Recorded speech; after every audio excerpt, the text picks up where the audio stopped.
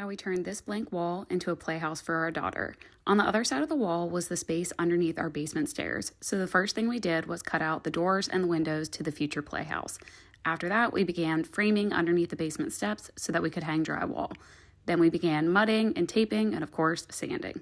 Taped out how big we wanted the playhouse to be and then began trimming the doors, windows, and the outside of the playhouse. After that, we started adding siding. Once the siding was up, we were ready for our first coat of paint. We then started working on the roof. We added more siding to the top of the roof and then added 2 pieces of trim to make the roof a little thicker so that we could add shingles. We used an X-Acto knife to cut the shingles to the size that we needed and then nailed them into place. After that, we started working on a Dutch door for the outside of the house. Then it was time to get back to working on the inside of the playhouse. I started by painting the walls white and then added a carpet pad and carpet that we actually found underneath our basement stairs. Then started pasting the walls so that I could apply this wallpaper from Milton & King that I thought was super fun.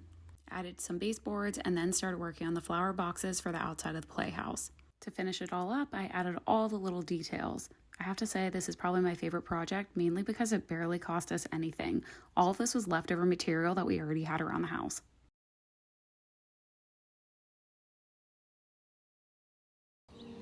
If there just seems to be a lot of secrecy behind your phone and everything that has to do with your phone, if it rings and you're even in the shower and you've got soap in your eyes and you have to come out to, literally pick the phone or answer the call by yourself because you don't want your partner to get access to it, then it means there's something off.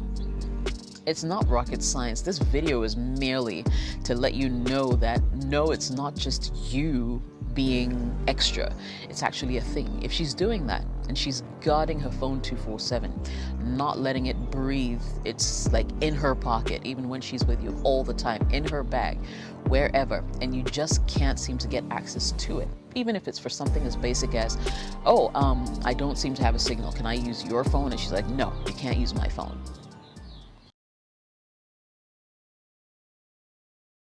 Wanted to be your friend? Well, yeah, I mean, you can have Really? guy friends. No, you can't. Thank you. Please. No, you can. Who told you that? The only way you have a guy friend is you're saying we're only friends. They're hanging out with you in hopes of something else happening. They hang out with you and they circle like buzzards, waiting on a crack in the door, a chink in the armor. Guys are not made that way. Men, you don't hang out with fly chicks to be their friend. You hope you catch them hurting one day and you're there for them. Right. And look at all the guys over there clapping. Look at all of them. Look at the cameraman, he never claps. 100 points, Steve. Guys know I'm telling you the truth.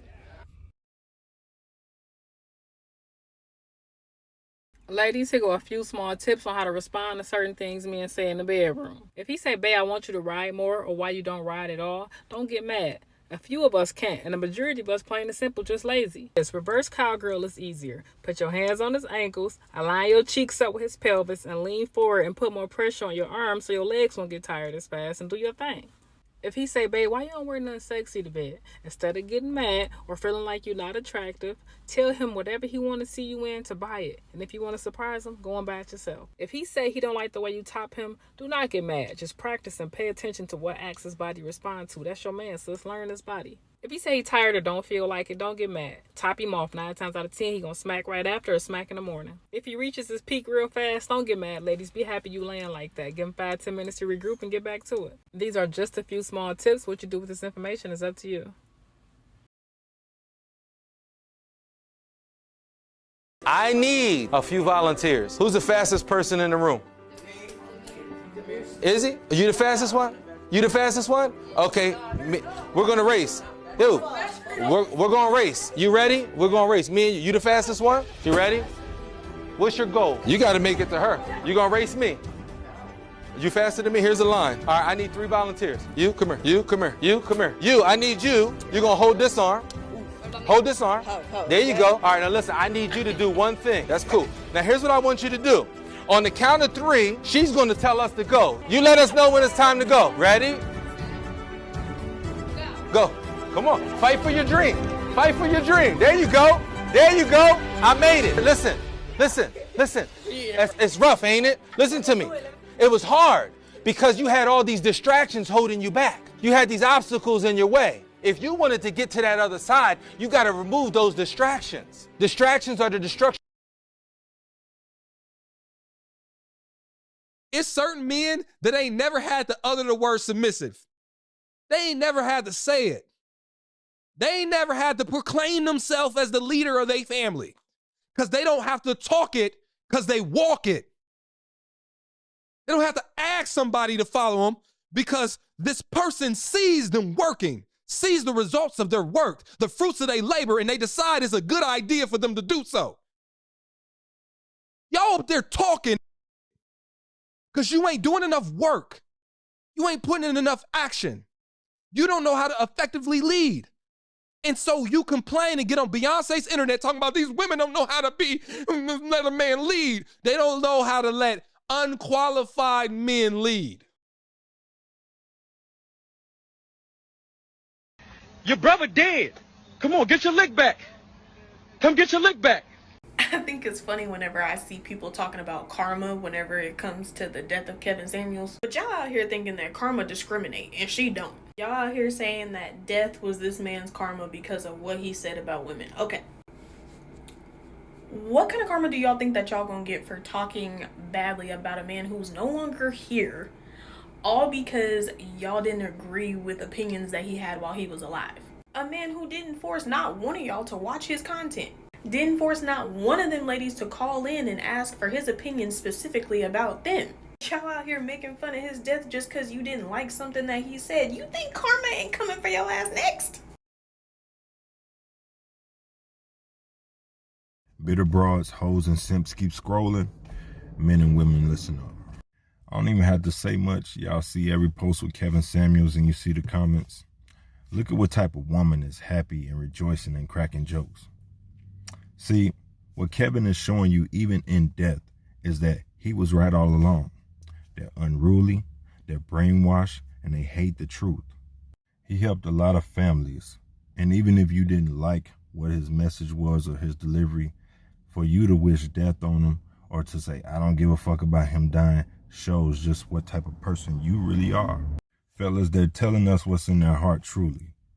They outnumber us. Do not waste your time with these pathetic, piss-poor representations of women. They don't even realize they're going to make this man a martyr. Like he said, let them die alone. They are only out for self. Go build foundations with real women. Stay blessed, kings. That's a single man. He ain't married. He didn't get caught cheating. Oh, man, that's the way to go. Boys, you say that's the goddamn way to go, though. You know, on social media, a lot of women were celebrating, though. Yeah, all them hoes playing they pussy, and they ain't got a man to cut their grass. Yeah, that's them hoes don't like their daddies. That's them fat hoes with them fumpers. Yeah, that's them fat hoes with them fumpers. Yeah, that's them bitches with them big old booties. They got that belly with that C-section scar on it that one got the BBL, and it just ain't looking right. And she think just because she got a good paying job, she can get a high. Yeah. And she trying to reach for a high value man out the ghetto, help him get his credit fixed, clean him up, get him a Honda Accord, and let him cheat on you while he ride around in a pretty Honda Accord. Yeah, them bitches, all them bitches celebrated his death, got 2 or more babies by 3 or more different. Yeah, ain't no woman celebrated the death of no man that she ain't fucking. That nigga ain't done nothing to nobody for a motherfucker to celebrate his death. Or he done something so good that they had to celebrate his death. Oh, I'm glad that motherfucker gone. Oh, we can breathe. No, homie. He was helping us. Yeah, he was bringing them bitches down to a level where they needed to be. Look us eye to eye. Because for a long time, them hoes been looking down on us since that TLC song, I Don't Want No Scrubs. The side of his best friend ride. Bitch, so?